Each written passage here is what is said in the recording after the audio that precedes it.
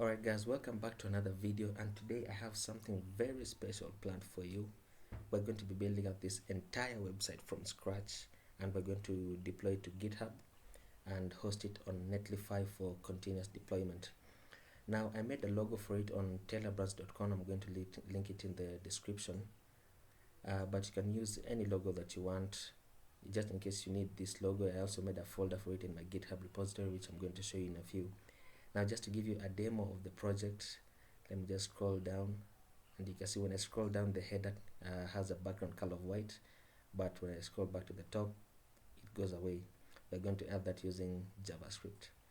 Now onto our image gallery, you'll see that this is obviously CSS grid that I used to position these images, and you can see this is of course CSS grid. Once again, we're going to do all this manually, but most likely I'm not going to use the same layout that I have here, just because it took quite a while to set this up. So I'm going to try and use another layout. If it works, then well and good. If it doesn't, then that's okay. Alright, let's continue. You can see for the footer, it has this light tint, and it has the links right here. It has the logo with the links, and subscribe to a newsletter form. Now what you'll notice, or maybe what you may have not noticed, is that this entire website only has one color. The color that it has is this primary color right here, the orange, this one right here. Now this, we're going to be using Sass for our CSS, so that's also it's a cool feature I'm going to show you. We're going to be using a Sass function called lighten. So if you look at this is 10% lighter than the primary color that we have right here.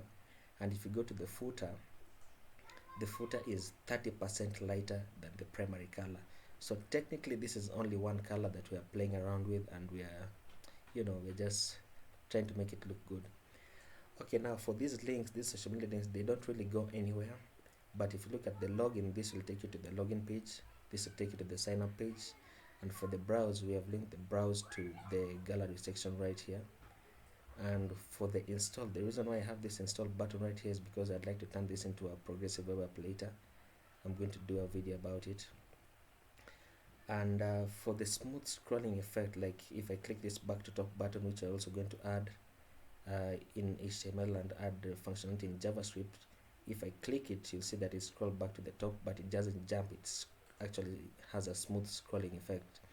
We're going to do that in CSS using one line, and I'm going to show you. For the forms, we have just simple HTML validation, and let's get to the sign up page and the login page just to show you. You can see that the header remains right here. There's no scrolling, and I removed the footer, and we only have a form in the middle. This is the same structure for the sign up form as well. If you can just click for the sign up form, and that's all we have for the sign up form. This also has some basic HTML validation, but I also added some JavaScript just so that it prevents the default behavior of refreshing the page when the user clicks the submit button. And this should actually say sign up. I forgot to change that, but that's okay. So yeah, I think we can get started, but let me just show you my repository first. Now this is my GitHub repository. You can say I just deployed it, the final deploy an hour ago, and you can see the language that we have used is Sass. We have used HTML also and JavaScript, but Sass is the one that we have used most, so that's why it's detecting like that.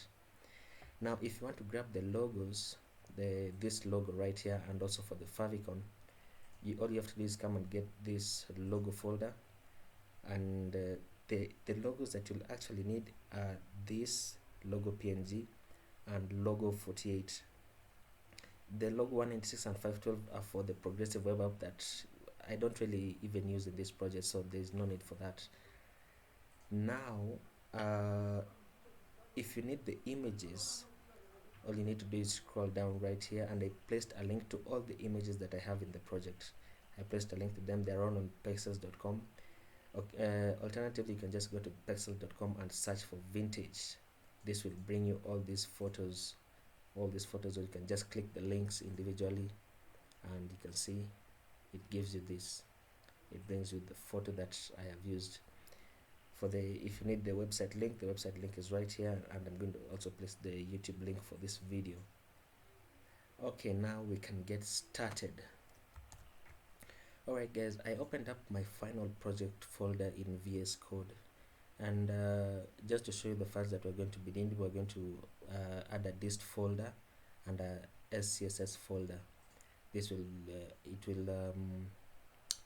will hold all our SCSS code, but for this boiler, I just want to show you this boiler SCSS. We are not actually going to be using this file. This is just like I don't know how to explain it. Okay, I'm going to explain it later. I'm just going to show you how what it does. The same for this boiler HTML. It's just partly it allows for faster coding, so that you don't have to repeat the things that you do over and over again. For example, all I have in this boiler HTML is for the title, and I have the header as well, and I have the footer. So in case I want to add another page, all I have to do is come and grab this, which has a link to my CSS file as well, and I'm just going to paste it on the new file, so that I don't have to keep repeating all this. That's the same for the boiler SCSS. Now for the login SCSS, this is actually for the login page and the sign up page. Now we're going to be, this is the partial file that I created. I'm going to show you how to create partial files in SCSS and how to import them in your original style folder. Now once you see it, don't get confused. I'm going to explain why we import them like this. And yeah, we can begin. As you can see, we only have 3 files for our index.html, our login page, and for our sign up page. And for the SCSS, we only have 2 files that we'll be using, which is the style and login CSS. The reason why we have 2 files for the SCSS is because for the sign up page, I just reuse the classes from the login, so that I don't have to do the same thing over and over, you know, reinventing the wheel. So we can begin, and let me just open a new window. Alright guys, so I created a new folder, and I called it Grater Image Gallery, and I just placed my images folder inside the original folder. But I'm also going to create a new folder right here, and I'm going to call it dist, and then I'm going to move my images folder inside the dist like that. Now I also want to create an SCSS folder outside of the dist like that, and now I want to create a style SCSS, style.scss. It's SCSS, not CSS and not SASS, because that uses a different syntax. I'm going to create the style CSS like that in my SCSS folder, and inside the dist folder, make sure you're inside the dist folder. I'm going to create an index HTML, and I think that's all we'll need to begin with. But I also like to add some a JavaScript folder inside the dist, a JS folder, and I'm going to create a main.js file. This will be our main folder for adding the functionality to the back to top scroll button, as well as the header, changing the background color. But we can close it for now because we don't really get into it that much. Now I'm going to try to be doing one section and styling it, just so that you can see the changes that we make. And before we get started, if you didn't watch my last video on how to install the live SAS compiler extension, this extension right here, I'm just going to show you how to install it. Once you search for it in the marketplace, a button will appear here like this to install it. And once you get to, once it's installed, you'll want to check your settings. You can open your settings quickly by pressing Control comma or Command comma on a MacBook.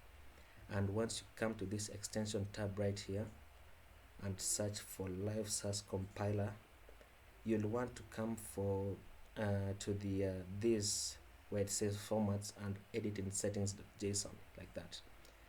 Now I already have these settings right here. You want to make sure that you have a compressed format, so that it produces for you a minified CSS, which it actually increases load speed on websites. So make sure you have this as compressed, And for the extension name, make sure you have minified.css, which is min.css. For the save path, now on my Windows machine, I noticed that I didn't need this dist. I only needed the CSS part, the slash CSS. So make sure that you have the correct save path for your machine. Well, I'm currently on Linux, so I'm using the dist.css, which will go into my dist folder, and it will create a CSS folder inside the dist folder. Now, just to show you what that will look like, we're going to just create some little styles here and there, and make sure that once you're done editing this, you also want to save and close this file. I don't think there's anything else we need to change in here, so I'm just going to close this and close the settings file as well. Now I'm going to just generate a simple HTML template like that, and I'm going to link for the style sheet that will be generated. It will be generated inside a CSS folder, and it's called style.min.css. Make sure you have the same extension that you had in your settings.json file, otherwise this won't work. And I'm just going to say for the title, let me just say home of the internet's gallery, like that. Now I just want to test if my SCSS file is actually working, so I'm just going to say test right there, and then I'm going to open this with the live server like that. Just place it side by side like this, and then I want to go to my style.scss, and I want to say for the background, okay, for the body I want a background color of red, like that. Now once you've done this, you need to come and activate the live source compiler extension right here, which will now generate a CSS file inside the dist folder, which will target which the HTML will target right here. So once I click this, watch how the CSS folder will be created right there, like that. And you can see using the live server, it reloads automatically, and you can see that the background color is red. If I wanted to change this to blue, and it will change to blue like that. And you can see inside the CSS folder that it has generated two files. Now you have an option to not generate this file, but I don't think it really matters, so I'm just going to leave it inside. And you can see that it generates a minified CSS. It removes all the spaces, and it's very nice because it actually really increases the load times for websites. Now we can get started with our actual HTML, and we can remove this because we have seen that it's working. Now there's a number of things that I'd like to do. I'd like to actually grab my font awesome right here before I forget, and I'd also like to add a bit of SEO, search engine optimization, with meta tags description, and as well as a meta tag for keywords, like that. Now for the description, I'm just simply going to say the internet's image gallery, and for keywords I'm going to say image gallery, Grater Image Gallery. You'll always want to need to have your keywords to be like to be in line with what your website is about. That's the reason for these keywords. Another reason for the keywords is so that your website can be indexed faster, and it can actually appear in search results quicker with the keywords. Now for the meta name description, this is what actually shows when if you send someone the link to your website, the description is what will actually show here, but the name that will appear, I don't know how to explain this. The name that will appear will be the h1 tag that you'll have in your body. Like if you have Grater right here, this is the name that will appear. So that's why it's always advisable to have at least one h1 tag for every web page that you have. You need to have at least one, but you don't have two h1 tags because that will confuse the web crawlers. Okay, now that we have that, we need to get to font awesome, so let me just do that. We need font awesome from CDN.js. Okay, let's grab font awesome like that, grab the link tag, and we're going to go to the right here. Okay, go right there, and then you can now remove this. Now there's another thing that I will need. Wait a minute. Okay, there's another thing that I'll need, which is the font that I'll be using. It's called Quicksand, and we're going to get that from fonts.google.com.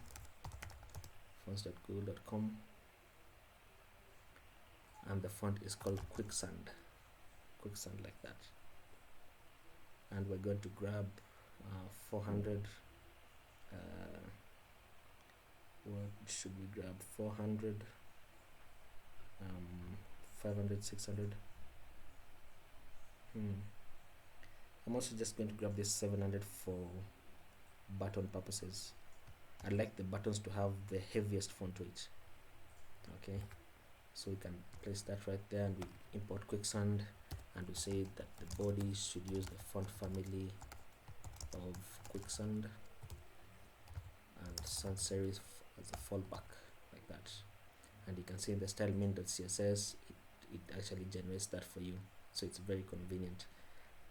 Now we can begin working on our header, and our header will need a header with an ID of header. You remember this is emmet, so I can just do header hashtag header, which will generate an ID, and dot header to generate a class of header as well, like that. And then we'll also need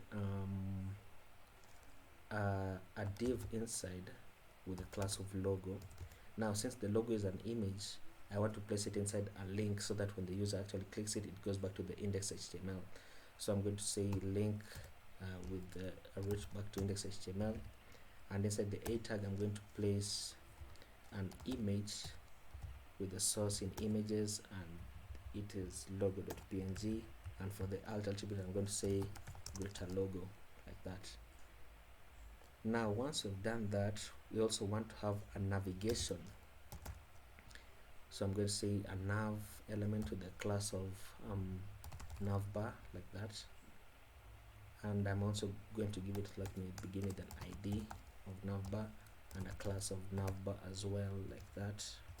And I'm going to say I want lists inside with list items that are 2 of them with a tags, like that. Now for the first a tag, because it's a login, I want to take it to login HTML like that, and then you say log in.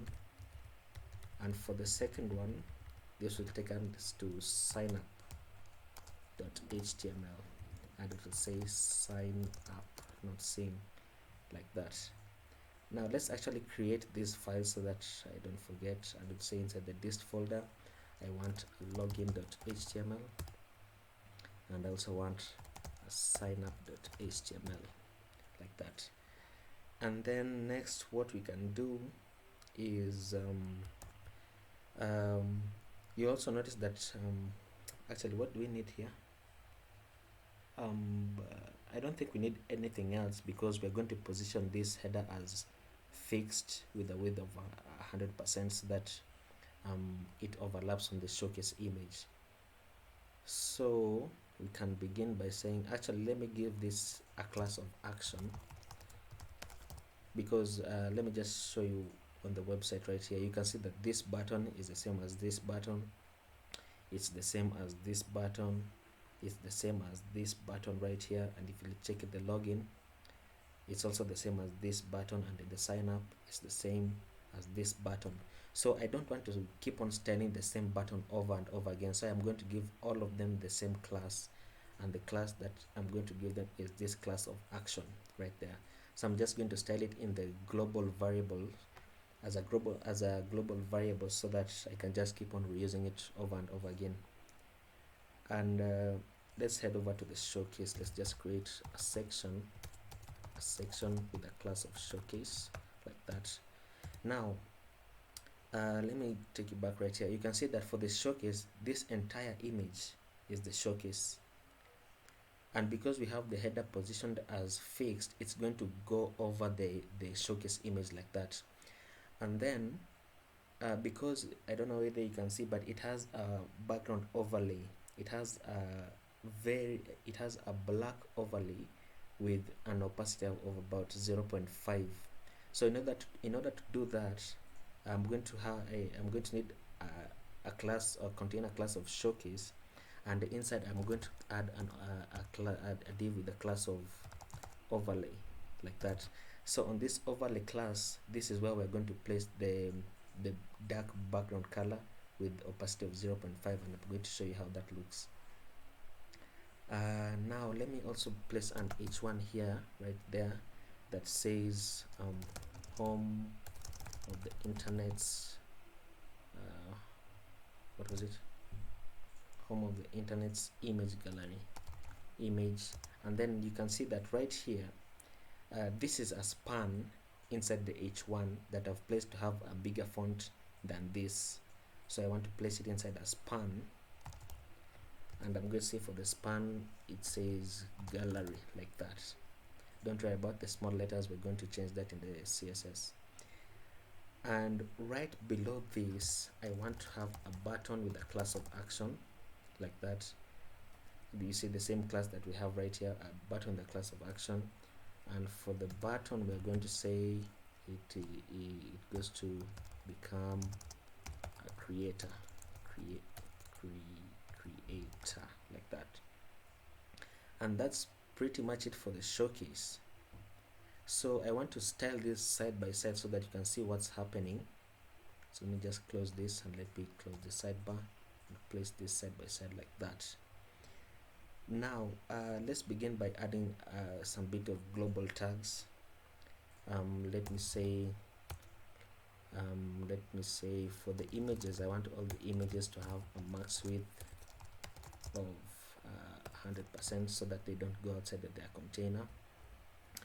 And I'm going to say for the links, I want text decoration of none, and I want to say for the ULs, I want list style type to be none so that it removes these bullets. And I'm going to come right here and say for the all select, I want to have a margin of 0, I want to have a padding of 0, and I want to have a box sizing of border box like that. Now for the smooth scrolling effect, I'm going to add it right here below it, and it has a property of scroll behavior, and I'm going to say smooth. Now I'm just going to uncomment this just so that when we actually get to where we need a scroll bar, I'm going to add it, and then you can see how it actually works. Something else that you will notice is that when I select this text, you can see that it's not the blue that comes by default like this.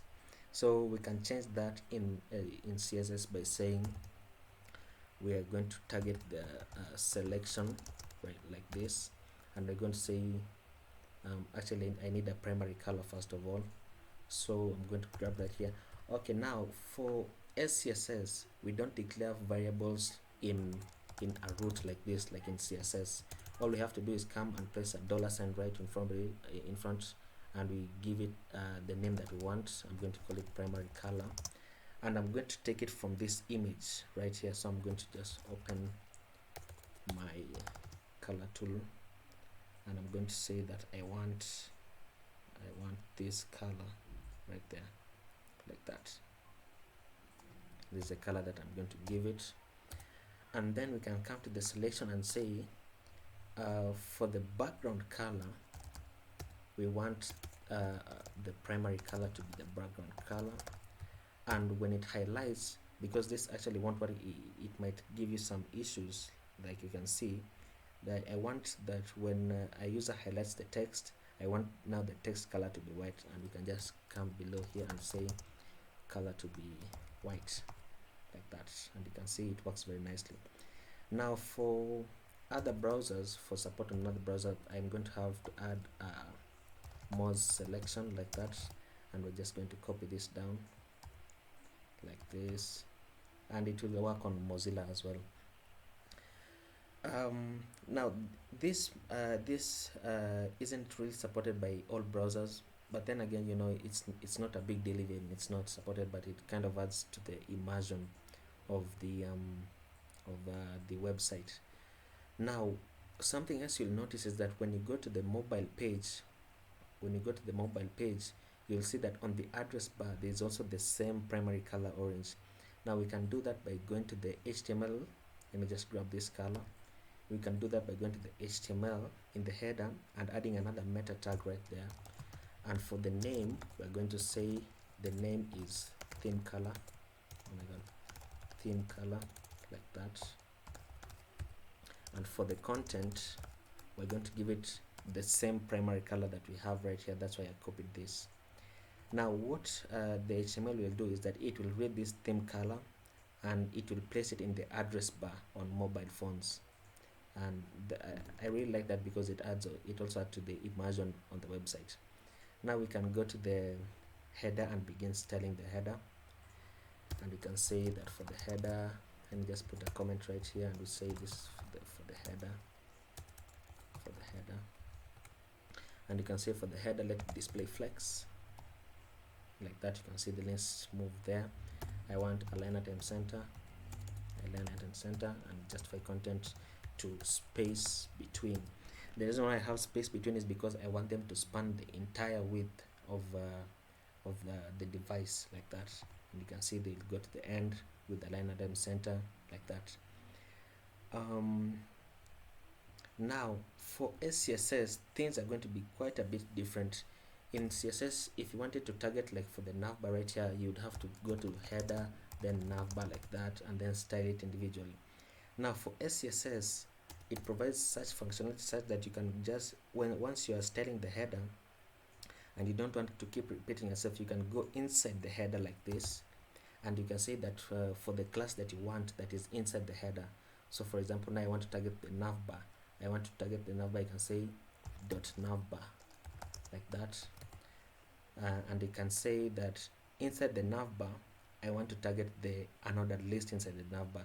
So I can just go inside the navbar and say for the UL, and I'll say display flex, like that, and you see it works. And if you look in your CSS file right here and just save it to format, you can see that it actually knows that we are targeting the header, and for the next we're going to target the header, the navbar, the UL, like that. But if you look at in the SCSS, it provides a really nice shorthand property to do everything. So I hope this doesn't confuse you. I hope you can follow along, but we're just doing almost the same thing. Now the next I would like to do is for the ULs. Inside the UL tag, I want to target the list items, and I want to say I want to place for them a margin of, actually, you know what, let me not place a margin yet. And let me style the action button. So I can come right here and say for the action, let it have a background color of primary color, like that. Let it have default color of white. Let them be a border of 2 pixels, solid, and primary color again. And I want the font family to inherit. The reason why is because buttons don't inherit the default font family. Like you can see, this font family is different from this. So once I set it to inherit, it will inherit the font family. And I want the font weight for all action buttons to be a font weight of 700, so that they are very bold, like that. You can see. Then you also add some padding of about 12 pixels. I like 12 pixels padding on buttons. It just looks nice. And let me also add a border radius. Actually, you know what, okay, for all buttons, let me just add a border radius of 4 pixels, like that. 4 certainly seems much. Let me just put 2 pieces is nice. And then let me say for the cursor, I want to be a pointer on hover, cursor pointer. Now for the hover effect, because I don't want to come down here and say dot action and then say hover, like that, what I can do is I can come inside the action button, inside the action class, sorry, and just before its end I can come down here and add an ampersand on it, and I place the semicolon and say hover. Now what this means is that this ampersand is tying the hover to the class in which it is placed. So like okay, I'm going to give you more examples later because we have more examples coming up as well. So for the hover effect, I want a background color of transparent like that, transparent like that. Okay, and I want the color, the text color, to now go back to the primary color on hover, like that. Let me bring this down here and let me add a transition effect, and we want to transition everything by 0.4 seconds like that. You can see it looks very nice for the actions button. Now let's deal with this header just so we can make it, with this logo I mean, just so we can make it smaller. But before that, let me add some padding so that this is not exactly at the end. So let me just go to the header and say I want a padding of 10 pixels on the top and bottom, and 20 pixels on the left and right, like that. Now because the logo, if you can go back to here, you can see that this class of logos is inside the header. So in order to style that, we can just go below the header like this and say with the class of logo, I want the image and I want the width to be 50 pixels, so it becomes smaller like that, and it's very nice. Optionally, you can also do this. You don't have to put a staircase. You can also just say logo image and width to 50 pixels, and it's the same thing. The reason why I like doing it in staircase form like this, the reason why I like doing it like this is because usually you'll find yourself needing to add styles on certain elements. So I just like to leave it in case I want to maybe come to the logo and add maybe a background color of red, in case I want to do that later, but it's all preference really.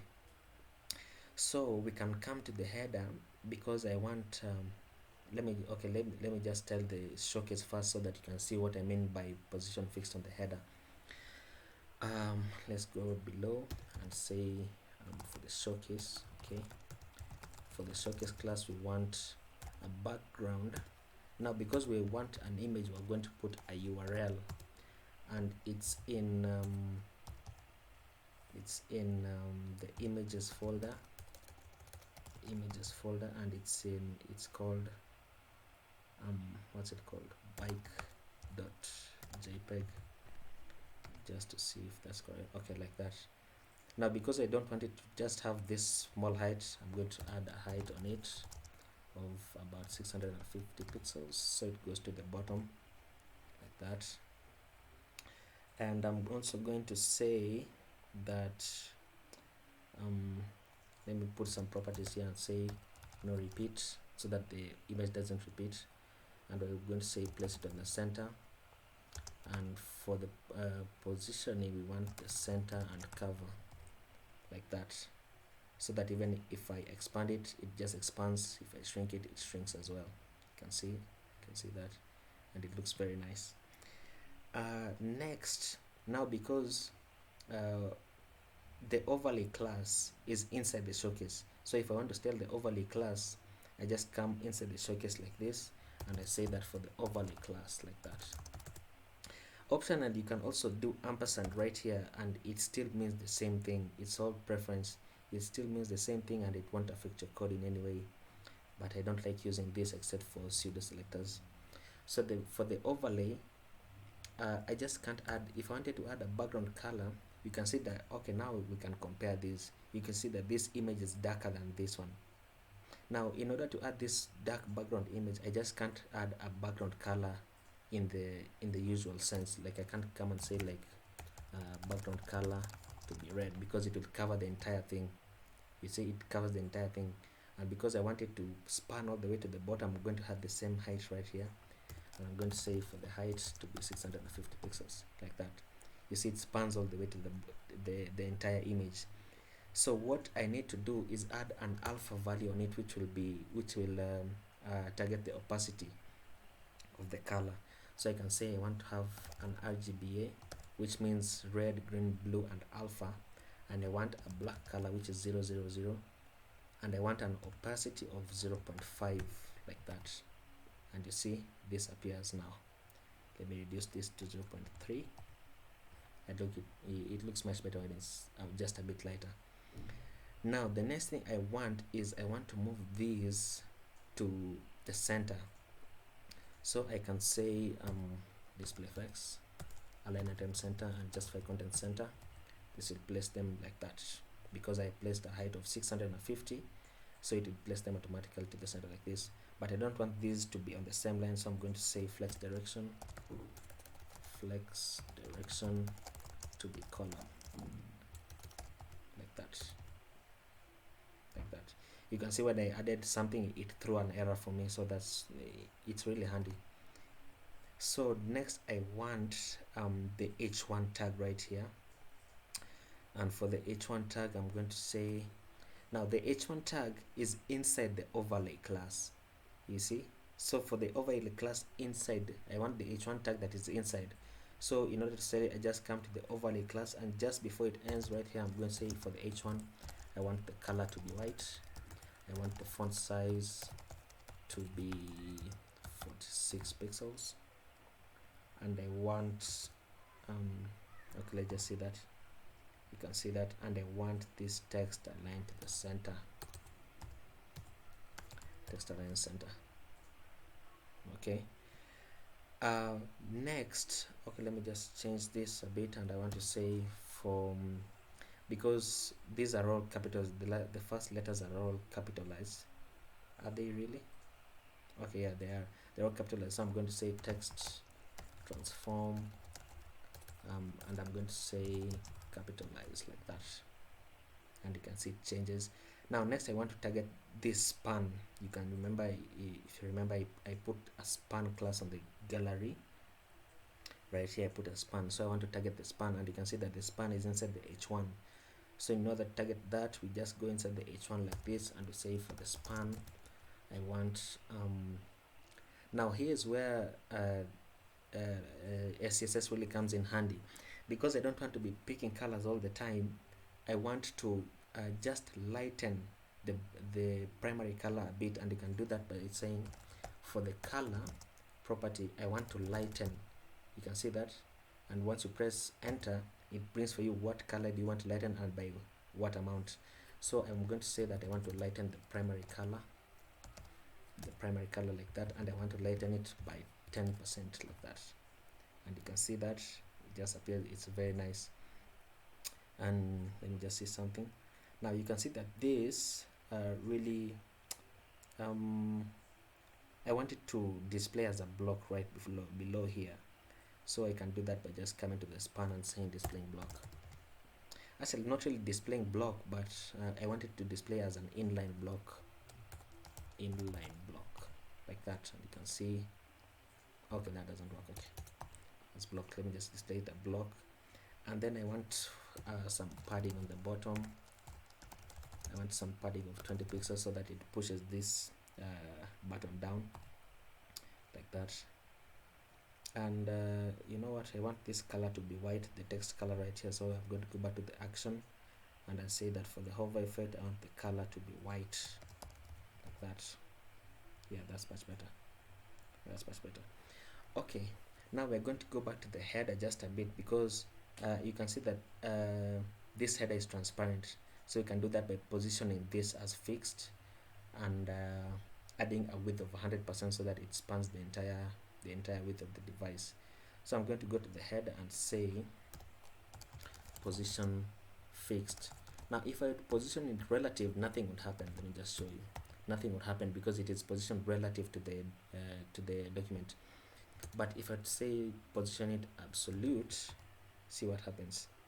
Now it will position it absolute. It doesn't take up any space. That's what absolute means. It doesn't take up any space, and you will now find that the showcase image will now take up the space of the header right here, which will make it appear as a transparent header.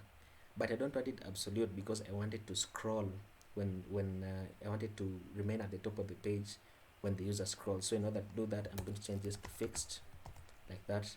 And you can see it's still on this side. The reason being, space between, because it's position fixed, the space that it takes up is only like around here. That's the space that it takes up. So in order to fix that, I'm going to say I'm going to add a width of 100% on it, so that it will take the entire width of the document like that, and you can see it's back to normal.